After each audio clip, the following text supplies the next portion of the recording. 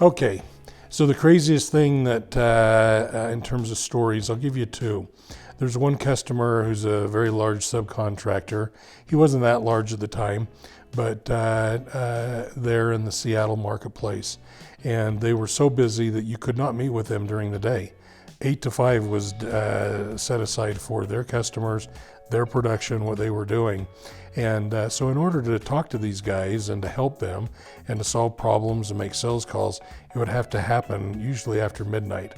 And so I would go and meet with these guys at the wee hours of the night. We'd sit around their conference table and have soda pops, and we'd talk about technology and problems and process issues and equipment.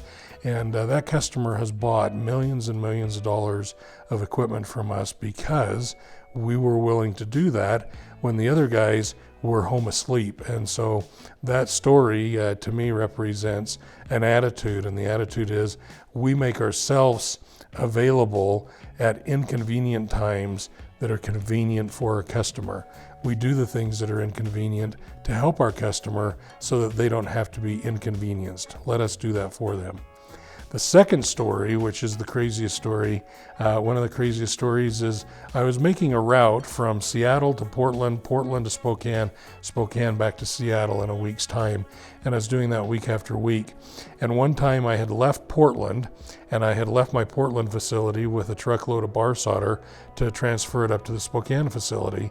And I got a telephone call at exactly the right moment. It was like within 15 minutes of me needing to take a diversion to Boise or going to Spokane.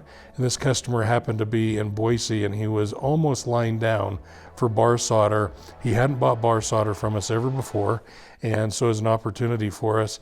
And he said, I need bar solder here tomorrow morning. Can you arrange it? And so I looked at my watch. I was in Pendleton, Oregon, just about ready to take the turn off to Spokane. And I said, yes, I can be there. I think it's 4 hours or something like that, 4 or 5 hours.